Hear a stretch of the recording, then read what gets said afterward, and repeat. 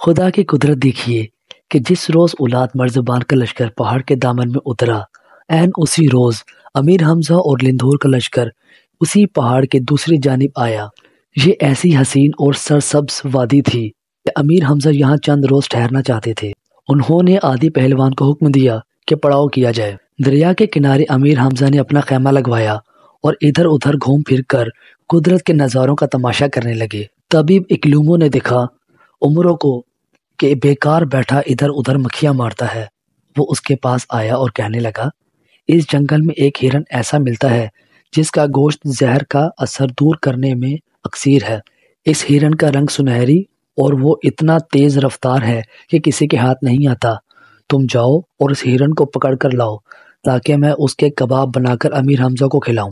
عمروں نے گھور کر اکلیمو کو دیکھا اور ناراض ہو کر بولا، تمہیں مجھ سے خدا واسطے کا بیر ہے، کوئی نہ کوئی کام بتاتے ہی رہتے ہو۔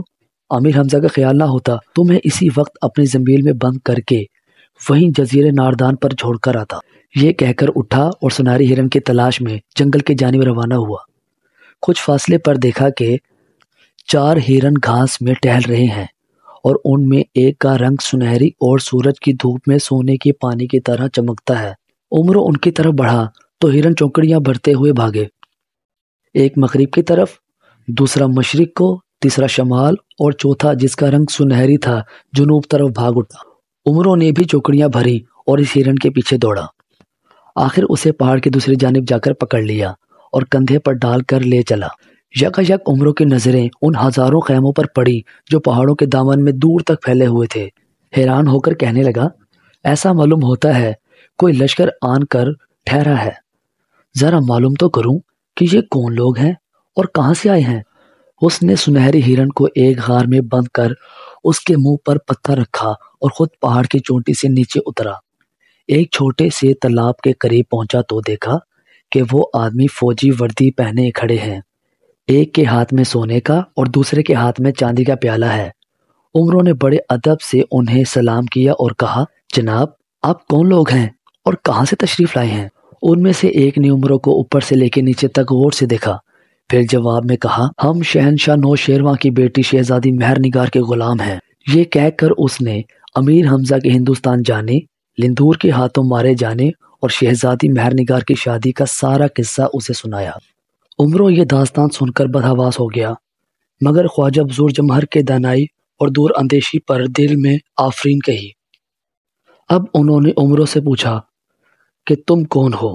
عمروں نے جواب دیا، صاحب میری کیا پوچھتے ہو، نہایت مفلس اور غریب آدمی ہوں، ایک ہاتھ سے لولا ہوں اور ایک پاؤں سے لنگڑا ہوں۔ ہزاروں علاج کیے مگر کسی دوا سے فائدہ نہ ہوا۔ آخر ایک تجربہ کار طبیب نے یہ نسخہ بتایا ہے کہ اگر چاندی کے برتن میں پانی پیوں تو ہاتھ اچھا ہو اور سونے کے برتن میں پیوں تو پاؤں ٹھیک ہو۔ بھلا مجھ جیسے غریب کو سونے چاندی کے برتن میں پانی کون پلاتا؟ خدا کی قدرت ہے کہ اس وقت آپ سے ملاقات ہوئی، مہربانی کرو اور مجھے ان برتنوں میں پانی پینے کی اجازت دو، شاید میں اچھا ہو جاؤں۔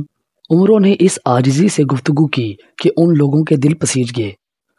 پہلے شخص نے چاندی کا پیالہ عمروں کو دیا، اس نے چشمے میں سے پانی بھر کر پیا اور فوراً اپنا بایاں ہاتھ ہلا کر خوشی سے بولا، میرا ہاتھ ٹھیک ہو گیا، اب جلدی سے سونے کا پیالہ بھی مجھے دو کہ اس میں پانی پیوں۔ دوسرے نے سونے کا پیالہ بھی عمروں کو تھمایا، اس نے اس میں بھی پانی بھر کر پیا اور اپنی ایک ٹانگ کو حرکت دی۔ آہا، یہ بھی ٹھیک ہو گئی، لاؤ میاں ہمارے پیالے ہمیں واپس دو، تم ٹھیک ہو گئے ہو، انہوں نے کہا۔ یہ سن کر عمروں نے چھلانگ لگائی اور دور جا کر کھڑا ہوا۔ وہ حیران ہوئے کہ عجیب مسخرہ ہے۔ عمروں نے کہا، میں اتنا بیوقوف نہیں ہوں کہ یہ پیالے تمہیں واپس کر دوں۔ فرض کرو میرے ہاتھ پیر پھر بگڑ گئے تو میں سونے چاندی کے برتن کس سے مانگتا پھروں گا؟ وہ دونوں برا بھلا کہہ کر عمروں کے پیچھے لپکے، مگر عمروں ان کے ہاتھ کہاں آتا تھا۔ دیر تک انہیں دوڑاتا رہا، آخر ہاپ ہاپ کر دونوں بے دم ہو گئے اور عمروں ان کی نظروں سے غائب ہو گیا۔ یہ دونوں آپس میں لڑتے جھگڑتے اور ایک دوسرے کو الزام دیتے اپنے لشکر میں واپس پہنچے۔ ایک جگہ کیا دیکھتے ہیں کہ زمین پر کپڑا بچھائے اور چند کتابیں اپنے آگے دھرے ایک نجومی بیٹھا ہے، بہت سے لوگ اسے گھیرے ہوئے ہیں۔ نجومی ہر سوال کا جواب دیتا ہے اور ٹھیک ٹھیک باتیں بتاتا ہے۔ یہ دونوں بھی اس کے پاس پہنچے۔ نجومی نے ان سے سونے کی 5 اشرفیاں لیں اور کہا، فرمائے جناب کیا پوچھنا چاہتے ہیں؟ نجومی تم ہو کہ ہم؟ انہوں نے ناراض ہو کر کہا، تم خود بوجھو کہ ہم کس لیے آئے ہیں۔ نجومی نے کچھ حساب لگایا، پھر کہا، آپ کی کوئی چیز کھو گئی ہے، شاید برتن ہے، ایک چاندی کا دوسرا سونے کا۔ وہ دونوں حیرت سے ایک دوسرے کو تکنے لگے، پھر بولے، ارے نجومی آفرین ہے تیرے کمال پر، اچھا یہ بتا کہ ہمارے وہ برتن ہمیں واپس مل جائیں گے؟ نجومی نے پھر حساب لگایا اور بولا، میرا علم کہتا ہے کہ ضرور مل جائیں گے۔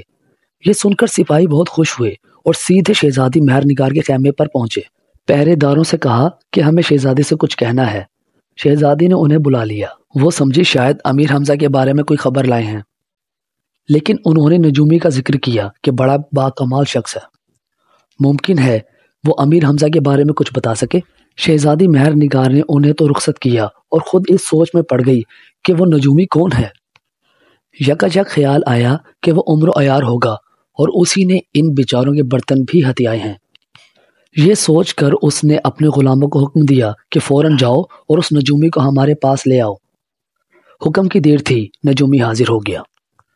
شہزادی مہر نگار نے پردے کے پیچھے سے دیکھا کہ ایک شخص جس کی داڑھی مونچھیں سفید ہیں، لمبا سا چوغا پہنے اور چند کتابیں بغل میں دبائے کھڑا ہے۔ وہ بھی علم نجوم میں خواجہ بزرگ جمہر کی شاگرد تھی۔ اسی وقت حساب لگایا تو معلوم ہوا کہ یہ نجومی عمر و عیار کے سوا اور کوئی نہیں۔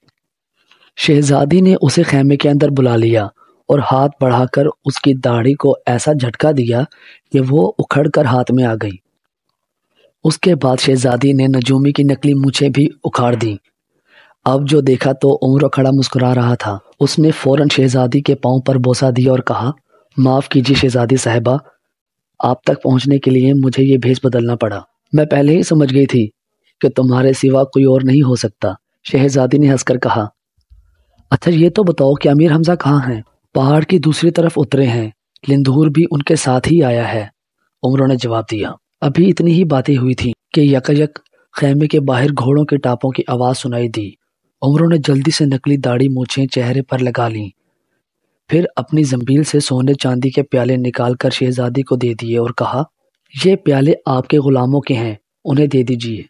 اتنے میں ایک غلام خیمے میں داخل ہوا، جھک کر شہزادی کو سلام کیا اور بولا، شہزادی صاحبہ، اس نجومی کو شہزادہ مرزبان نے طلب کیا ہے۔ ٹھیک ہے، تم جا کر شہزادے سے کہو کہ نجومی تھوڑی دیر تک تمہارے پاس آتا ہے۔ شہزادی نے غلام سے کہا اور وہ سلام کر کے الٹے قدموں لوٹ گیا۔ عمرو ذرا ہوشیار رہنا، ہم نے سنا ہے کہ یہ شخص جس کا نام شہزادہ اولاد مرزبان ہے بہت مکار ہے، کہیں تمہیں نقصان نہ پہنچائے۔ آپ فکر نہ کیجیے، دیکھیے میں اس کا کیا حشر کرتا ہوں، عمرو نے کہا اور خیمے سے باہر نکل گیا۔ شہزادے مرزبان کے آدمیوں نے عمرو کو گھوڑے پر سوار کیا اور شہزادے کے پاس لے گئے۔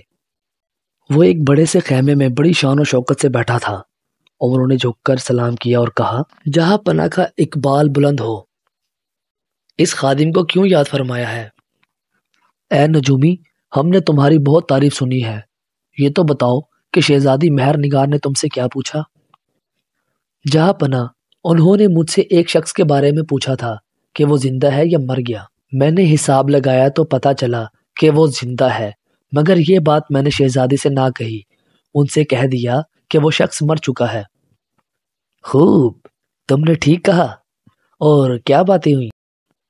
حضور، میں نے شہزادی صاحبہ سے کہا ہے کہ شہزادہ اولاد مرزبان سے فوراً شادی کر لو، کیونکہ یہی تمہاری قسمت میں لکھا ہے، جسے بدلنا کسی کے اختیار میں نہیں ہے۔ میں نے انہیں ایسا سمجھایا کہ اب شہزادی صاحبہ آپ سے شادی کرنے کے لیے بالکل تیار ہے۔ یہ سن کر شہزادہ مرزبان کی خوشی کی حد نہ رہی۔ غلاموں کو حکم دیا کہ نجومی کا منہ موتیوں سے بھر دیا جائے۔ عمروں نے شہزادے سے کہا، حضور، اس خادم کے 4 بیٹے ہیں اور چاروں اپنے اپنے فن میں طاق ہیں۔ ایک بیٹا فولادی گرز گھمانے میں ماہر ہے، دوسرا بیٹا ٹپے بازی جانتا ہے، تیسرا ڈھول بجانے میں استاد ہے، اور چوتھا نفیری ایسی بجاتا ہے کہ انسان تو انسان، جانور تک جھومنے لگتے ہیں۔ اجازت ہو تو وہ کل آپ کی شادی کے مبارک موقع پر حاضر ہو کر اپنا اپنا فن دکھائیں۔ اجازت ہے، اولاد مرزبان نے کہا۔ عمرو اسے دعائیں دیتا ہوا خیمے سے باہر نکلا اور پہاڑ کی طرف چلا۔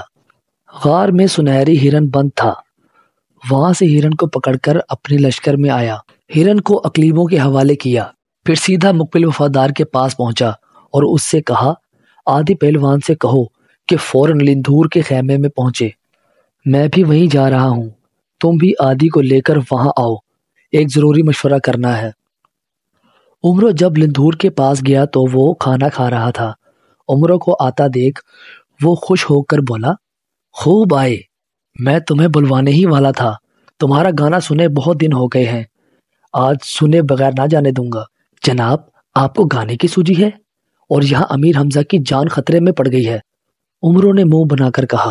یہ سنتے ہی لندھور کھانا پینا بھول گیا اور حیرت سے کہنے لگا، کیا کہتے ہو؟ امیر حمزہ کی جان کو کس سے خطرہ ہے؟ فوراً مجھے بتاؤ تاکہ ابھی جا کر اس کو تہس نہس کر دوں۔ تب عمرو نے شہزادی مہر نگار اور شہزادہ اولاد مرزبان کی شادی کا سارا قصہ لندھور کو کہہ سنایا۔ اب تو لندھور میں صبر کی تاب نہ رہی، اپنا فولادی گرز اٹھا کر لڑنے مرنے کے لیے تیار ہو گیا، مگر عمرو نے سمجھایا کہ اس وقت جانا ٹھیک نہیں ہے، کل صبح چلیں گے۔ اتنے میں عادی پہلوان اور مقبل وفادار بھی آ پہنچے، عمرو نے انہیں بھی تمام حالات سے باخبر کر دیا۔ عادی پہلوان دل میں خوش ہوا کہ کل شہزادہ مرزبان کی شادی ہو رہی ہے، اس نے طرح طرح کے کھانے پکائے ہوں گے، لندھور اور مقبل تو لڑنے بھڑنے میں لگے رہیں گے اور میں دیگوں کا صفایا کروں گا۔ اگلے روز صبح سویرے لندھور نے گڑ سنبھالا، عادی پہلوان نے گلے میں بڑا سا ڈھول ڈالا، مقبل وفادار نے نفیری لی اور خود عمرو ایک خوبصورت نوجوان کی شکل بن کر ٹپا ہلانے لگا۔ اس نے اچھی طرح سمجھا دیا کہ شہزادہ مرزبان کو زندہ پکڑنا ہے۔ جب یہ چاروں شہزادے کے لشکر میں آئے تو وہاں شادی کا ہنگامہ برپا تھا، ایک عظیم الشان خیمے کے اندر شہزادہ مرزبان دولہا بنا بیٹھا تھا۔ اس نے جب نجومی کے چاروں بیٹوں کے آنے کا حال سنا تو فوراً اپنے حضور میں طلب کیا۔ عمرو نے ٹپے بازی کے کمالات دکھائے، پھر عادی نے ڈھول بجایا اور مقبل وفادار نے نفیری، آخر میں لندھور نے اپنا فولادی گرز گھمانا شروع کیا۔ اس کی آواز ایسی تھی کہ خیمہ کانپنے لگا اور لوگ دہشت زدہ ہو کر چیخنے چلانے لگے۔ شہزادہ اولاد مرزبان کی بھی کھگی بند گئی۔ اس نے اشارے سے کہا، گرز گھمانا بند کرو، مگر اسی وقت لندھور نے خیمے کے باسوں پر گرز دے مارا اور خیمہ دھڑم سے نیچے گر گیا۔ اس کے بعد لندھور نے ایک زبردست نعرہ مارا اور کہا، جو مجھے نہیں جانتا وہ بھی سن لے اور جو نہیں جانتا وہ بھی جان لے کہ میرا نام لندھور ہے اور میں ہندوستان کا بادشاہ ہوں۔ یہ سننا تھا کہ شہزادے مرزبان کے تمام ساتھی بھاگ نکلے اور کسی نے پلٹ کر بھی نہ دیکھا کہ باقی بد نصیبوں پر کیا گزری۔ شہزادی مہر نگار کی حفاظت کرنے والے 12,000 سپاہیوں کو عمرو نے روک دیا اور کہا کہ ہم امیر حمزہ کی طرف سے آئے ہیں، وہ زندہ سلامت ہیں۔ یہ سن کر وہ سپاہی بھی مرزبان کی فوج پر پل پڑے اور مار مار کر ان کا برا حال کر دیا۔ عادی پہلوان کا خیال ٹھیک نکلا، بہت سے باورچی ایک طرف قورمے اور پلاؤ کی دیگیں پکا رہے تھے۔ عادی نے سب کو بھگایا اور کھانے کے لیے بیٹھنے والا ہی تھا کہ اس نے شہزادہ مرزبان کو ایک طرف چھپتے ہوئے دیکھ لیا۔ اسی وقت اپنا ڈھول اس کے سر پر اس زور سے مارا کہ ڈھول کی جھلی پھٹ گئی اور شہزادہ ڈھول میں بند ہو گیا۔ عادی نے اس ڈھول کو اپنے گھٹنے تلے دبایا اور پلاؤ پر ہاتھ صاف کرنے لگا۔ ادھر عمرو عیار کو شہزادی کی تلاش تھی، لیکن اس کا کہیں پتہ نہ ملتا تھا۔ وہ اسے ڈھونڈتا ڈھونڈتا عادی کی طرف آیا۔ وہ اطمینان سے پلاؤ کھا رہا تھا اور چبائی ہوئی ہڈیوں کا ایک اونچا ڈھیر اس کے آگے لگ گیا تھا۔ عمرو نے دیکھا تو اس کے تن بدن میں آگ لگ گئی۔ اس نے کہا، ہم تو اپنی جان ہتھیلی پر لیے پھرتے ہیں اور تجھے پیٹ کا دوزخ بھرنے کے سوا کوئی کام نہیں؟ کیا پہلوان ایسے ہی بزدل ہوتے ہیں؟ اچھا سن لیا، عادی نے کہا، آخر تم چاہتے کیا ہو؟ چاہتا ہوں اپنا سر، عمرو نے جل کر کہا اور ایک دو ہتھڑ عادی کے سر پر مارا اور کہا، اتنی دیر سے اولاد مرزبان کو تلاش کر رہا ہوں مگر اس کا کہیں پتہ نہیں، معلوم ہوتا ہے آنکھوں میں دھول جھونک کر بھاگ گیا ہے کہیں۔ یہ سن کر عادی ہنسا اور ایک بڑی سی بھنی ہوئی ران چباتے ہوئے بولا، اس ڈھول کے اندر جھانک کر دیکھو، شاید اولاد مرزبان کا پتہ ملے۔ عمروں نے ڈھول میں جھانکا تو اولاد مرزبان چوہے کی طرح دبک کر بیٹھا تھا۔ گردن سے پکڑ کر باہر نکالا اور اسی وقت رسیوں سے باندھ کر اسے جکڑ دیا۔ پھر عمروں نے شہزادی مہر نگار کو خوشخبری دی کہ مرزبان پکڑا گیا ہے۔ اس کام سے فارغ ہو کر عمرو امیر حمزہ کے پاس گیا۔ انہیں اب تک کچھ خبر نہ تھی کہ کیا ہو رہا ہے۔ عمروں نے سارا قصہ سنایا تو امیر نے خوش ہو کر اس کو گلے لگا لیا اور کہا کہ تم نے دوستی کا حق ادا کر دیا۔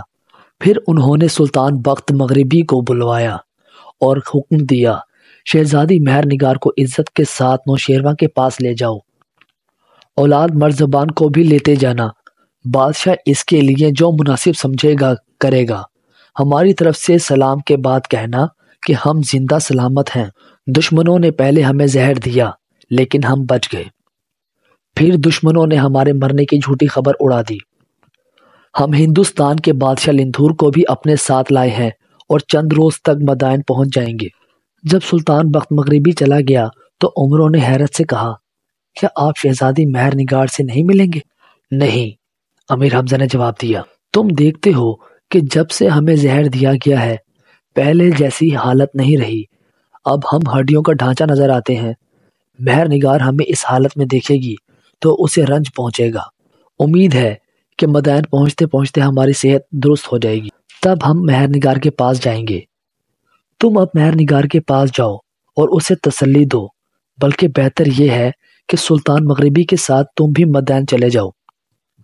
اقلیموں نے جب یہ سنا کہ عمرو بھی مدائن جا رہا ہے تو وہ فوراً اس کے پاس آیا۔ عمرو نے اسے دیکھتے ہی آنکھیں نکالی اور بگڑ کر کہا، آئیے آئیے، تشریف لائیے، ضرور کوئی کام میرے سر پر لادنے کے لیے آئے ہوگے۔ ہاں، کام تو ہے، اور وہ یہ کہ نوشیروان کے خزانے میں ایک خاص دوا موجود ہے، اسے انوش دارو کہتے ہیں۔ اگر تم کسی طرح 3 تولہ انوش دارو حاصل کر کے لا دو تو اچھا ہو۔ اس کے استعمال سے امیر حمزہ کی کھوئی ہوئی صحت جلد واپس آ جائے گی۔ آخر اب طبیب کس بات کی ہے؟ عمروں نے جھنجھلا کر کہا، ٹانگے ٹانگے کی دوائیوں سے تو آپ علاج کرتے ہیں، آج انوش دارو کی فرمائش ہوئی ہے، کل کسی اور دوا کا نام بتائیں گے، پرسوں کوئی اور دوا۔ کیا آپ نے مجھے گھن چکر سمجھا ہے؟ عمروں کی باتیں سن کر امیر حمزہ اور لندھور خوب ہنسے اور اقلیمو بے چارہ شرمندہ ہوا۔ مقبل وفادار نے اقلیمو سے کہا، آپ عمروں کی بکواس پر رنجیدہ نہ ہوں، یہ انوش دارو ضرور لائے گا۔